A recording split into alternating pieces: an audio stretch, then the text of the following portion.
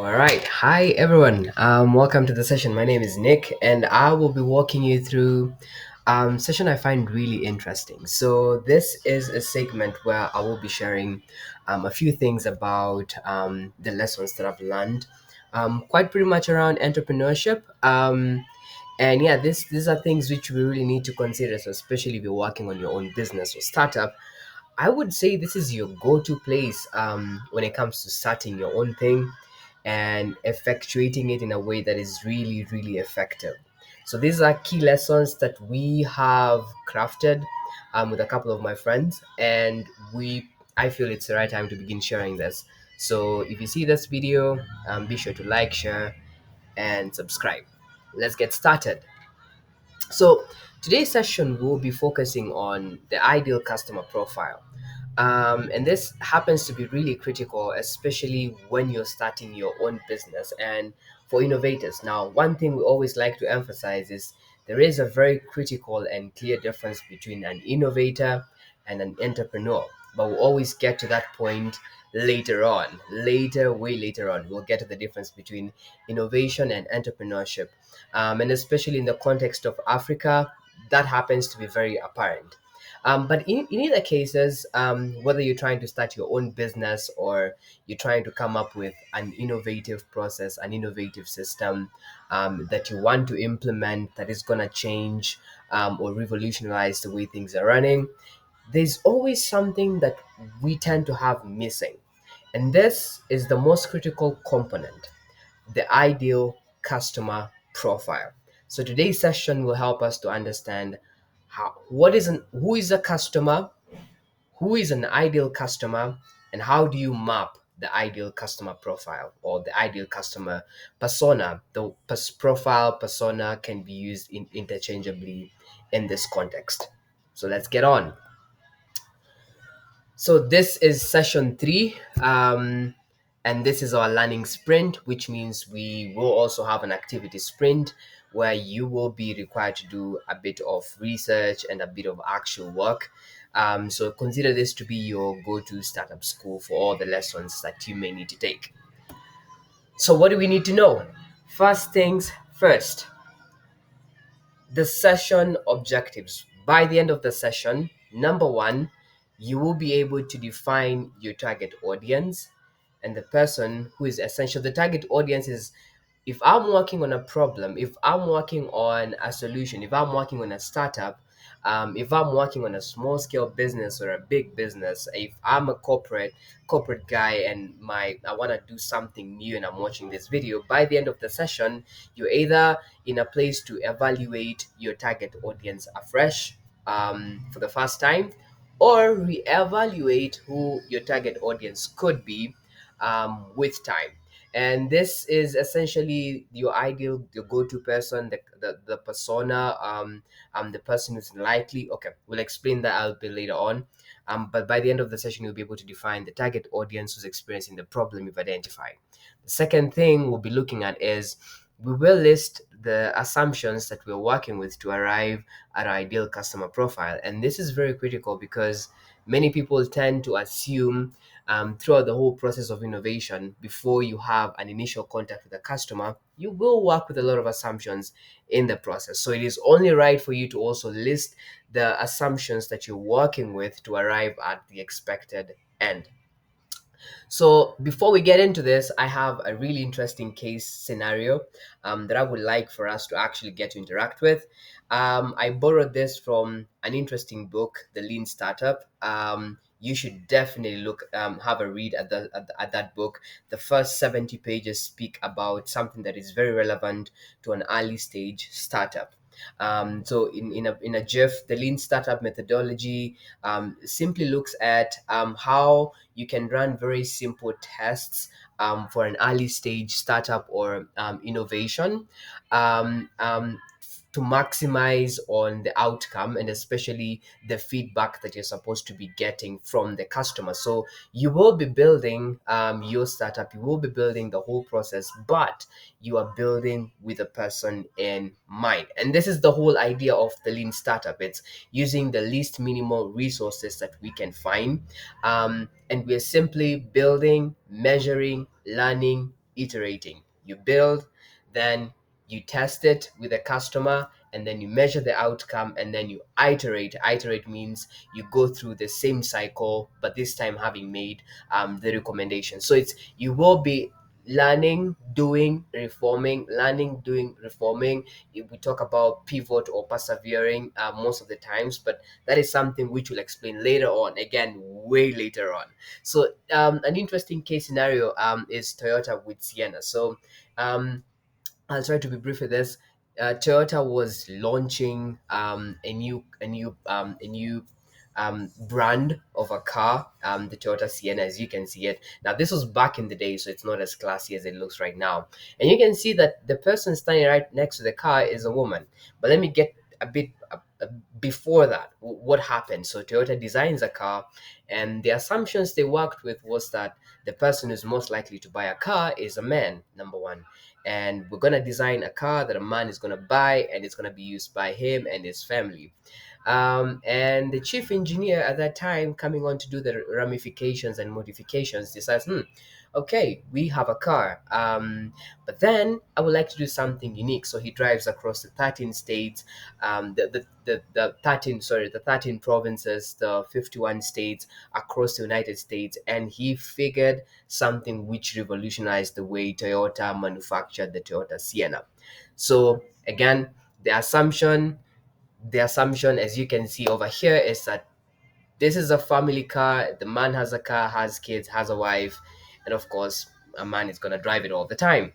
Unfortunately, from the observation made by the chief engineer of the Toyota Sienna, is that, well, it wasn't a man that was using it. So this is the link to access the article.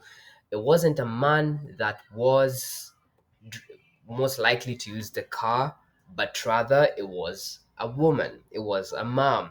And so when they were redesigning the Toyota Sienna in mind, this time they made sure to reduce the leg room and make more room for kids at the back, and also room for veggies and other stuff. You get the whole idea. But this redesigning wouldn't have happened. In fact, the car wasn't designed for single moms who used to drive a lot, and for their kids who would sit at the back of and all the time. And so this is one of the things. So the technique is called the Genshi um, Genbutsu, which essentially means go and see for yourself. We get to the point where a lot of startups are making thousands of assumptions. They don't validate them, they just make assumptions, and they run blindly into the industry expecting that the results will be the same. Unfortunately, without running initial tests, you're going to end up building something and launching it, and someone doesn't actually need it. And you want to avoid that, because especially in the early stages of any startup, is you're really capital deficient. Nobody trusts you enough to give you a lot of money for you to burn. So you don't want to be the kind of person who's learning very expensive lessons. You don't want to burn $1 million on something that is less likely to work. And so what happens is you actually design something that you can present to the market at a very early stage.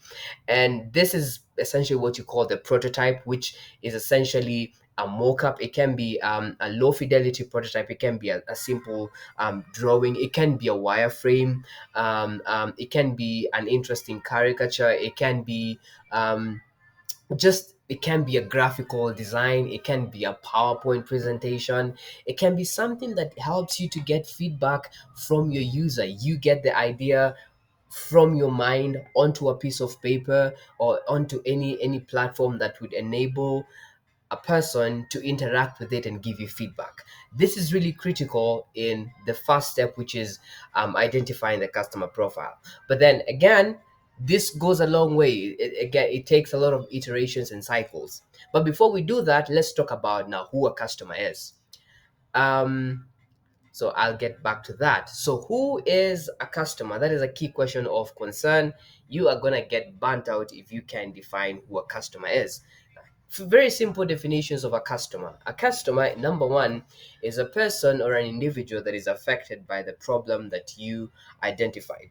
Now, again, if you haven't seen the video on problems worth solving, I'm gonna share the link on within this video. You can just look and you'll be able to access the link. We're going to do a separate video for that. But a customer is someone who, number one, is affected directly or indirectly by the problem that you have identified. That's number one. So there are things which they do, they say, they in a way in which they act that would suggest that they are affected by the problem. Now, again, many of the times, initial contact with the customer will actually require you to have assumptions about them first, and then you will actually go and interact with the customer, and that process will either validate that they are the right person or they are not the right person. And you keep doing that until you find um, a problem a problem persona fit, whereby you can say, for this kind of problem, I ended up with this person who fit, and the both of them fit almost perfectly. So you want to have a scenario where you've identified a problem, a problem, and number two, a problem worth solving. We'll talk about a problem worth solving later on. We'll also talk about how you identify a problem. But in this case, a customer is someone who's um, affected by the problem that you have identified.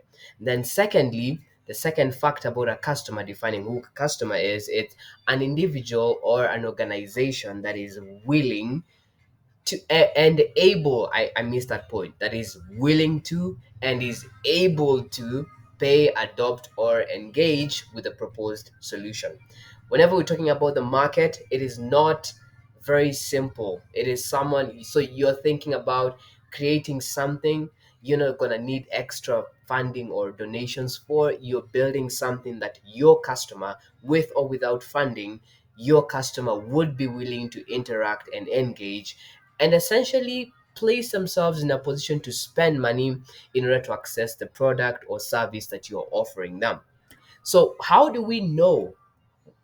What do we need to consider when doing customer profiling? Number one, we will look at what the customer thinks and feels. So, whenever there's a test that we introduce, it's called the MOM test. Um, Now, the assumption here is a lot of times when you go, you ask your mom, "Hey, mom, how's my dress looking?" And they'll be like, "Ooh, you look really good." Many of the times they say that not because they're telling you the truth, but because they're afraid of disappointing you. So a lot of times customers will do the same thing. They're afraid of disappointing you. They know that you have done a lot of work for you to get where you are, so they will not necessarily tell you the truth all the time, but you want to avoid that. So if you look up the mom test, it shows you systematically how to probe your potential customer. So at this point, you've already assumed. We're going to look at the tools that you're going to use to assume, but things you'll be considering is, I'm going to assume, number one, I'm going to assume, what does my customer think? What do they feel on a day-to-day basis? Number two, you will need to consider, what does my customer hear? Who does my customer listen to? And who influences them? Number three, you will want to look at, what does the customer see every single day? What's the environment like? How often do they interact with that problem? Number four, what the customer says and does. You want to say, so they say this, and do they do this as well? You want to find that perfect blend between what they say and what they do. Number five, the pains they experience. So you're going to pick the pain points of your customer and profile them. And number six, finally, you're going to be looking at the gains that they want to achieve. If this is something that they're really going through as a problem, they will actually even begin making recommendations on what they would want. Now, note, one of the things we've noticed is the customer doesn't really know what they want. They don't know what they want. Looking at the story of Henry Ford, the time was coming up with Ford. Primarily, the industry was run by horses. People used horses to move from one place to another. But if you were to ask, if Henry Ford were to ask, what do you think you want? Why? What are the alternatives to the horse would you want? People would say, well, I want a faster horse, or I want a horse that can make me get to a place at a really fast pace, or I want a horse that can protect me from the cold. but they would always be telling you, I want a horse. So you would have to be a really, you're going to be looking at their value points. When someone says, I want a faster horse, it means they just want speed. They want to go somewhere, they want to get somewhere faster. It's not the horse that they necessarily want, it's just that the horse is the only thing they can actually relate to or relate with. And like I said, this is very subjective. Many times they'll tell you, I want a horse. You have to ask them, what do you want in a horse? They tell you, I want horsepower, I want speed. But you can create something else. If you can ask them, if I were to create something that would help you get there faster and it's not a horse, would you take it? They would probably say yes, because they don't care about the horse, they care about arriving there faster. If it's about safety, you hear them say, I wish I could just get somewhere protected from the cold or from the dust. I mean, I ride the horse and then I get dusty. You'd ask them, if I were to create something that would get you to a place safer, faster, without the dust, would you buy it? They would probably say yes. They're like, but what is it? What are you talking about? Now that's for you to figure it out. So you don't want to limit yourself to, they say they want a faster horse, so you go on to interbreed more horses to increase the horsepower. Yeah, that would be crazy. So what tools are we gonna utilize? Number one, when you are running this when trying to come up with the ICP, things you want to come up with, number one, like I said, is you want to have your assumptions worksheet ready. What have I assumed? This is probably what, so you want to go look at what facts are there and what are the opinions that are also there. The sky is blue, yellow is a pretty color, so you're gonna not, I would suggest that you have a list of assumptions when you're doing the profiling before you do the interaction. And then when you actually get to the market, when you get to interact with the first few customers, maybe 2 to 3 or 2 to 5 or 10, depending on how agile you are and how many tests are required, you can decide on that. You must have assumptions listed down, and then you will be confirming the biases when you actually interact with the customer. So this is just an assumption, the assumptions worksheet that you can work with. Um, you can see what the difference between an assumption and a fact is, an opinion. Then we go on to the second thing, an empathy map. An empathy map helps you to look at these things, like we said, how what the customer thinks and feels, their motivation, hopes, fears, inner conflicts, dreams, what matters to them, what do they hear, the feedback, what do they hear from other users, what does influence what does influence how they act, what are the opinions that they have, what do they say and do, their quotes, their tasks, the terminologies they use, their typical day-to-day life, their routine, their actions, their behavior, what do they see, the aesthetic effects, environment. You want to ask questions that, so as you interact with the customer, you'll be filling in this empathy map. You will be looking at, they have fears, they have hopes, this is what they want to achieve and stuff like that. Then you go down the pains, the gains, all that, link it together, and you're going to have a very useful tool, which is the empathy map. And this will be really critical because it will help you to profile your customer a lot more. My customer, the person I approached, felt this, had this, said this, saw this, and how relevant was this information to the problem I'm trying to solve? Do I adapt myself to work with this customer, or do I look for other customers to give me more feedback that is probably more favorable for me? So these are things you'll have to answer. Just another follow up, just what the empathy map is about, more about the empathy map. And finally, the tool that is really critical, by the end of this experiment, you should be able to create a unique persona. So a unique persona will help you to narrow down to the specifics. A key problem I have encountered when working with many startups is the assumption that anyone and everyone is your customer. You're also too general about your target audience or your target market really early on. And that's not what you want. You want to be able to have the ideal customer profile sounding like this. In Nairobi, Kenya, 20,000 young people are experiencing 1, 2, 3 challenges. Jerry, for instance, I'm just going to use it as an instance. Jerry is 21 years old. She studies, at maybe the United States International University. She's in her third year. She stays in Kawangware. This is a problem in commuting. You want to be as specific. She wants to arrive in school conveniently. She wants to interact with her friends along the way, or maybe she doesn't want to interact with her friends along the way. She feels insecure whenever she's taking the bus. Her pain point is taking the Uber is expensive, taking the bus is noisy, it's also unsafe, it's uncomfortable, she gets stalked because she's pretty, um, um, she would prefer to use this over this. So you want to get to the specifics and get to profile Njeri. If you were to work with Njeri alone, how would you define your Njeri? And that becomes your ideal customer profile. And I think with that, we are coming to the end of the session. So what is the follow-up activity? You develop by the end of this session, you will be able to develop a unique profile of your target user. Then they develop the ideal customer journey map. What do they do on a daily basis? And how are they affected? What comes along? What is the process like? Where are their pain points in the journey? List down the assumptions that you have made to arrive at the ICP and their journey, their customer, the journey map. Then develop an MVT, minimum viable test strategy, to test the customer assumptions.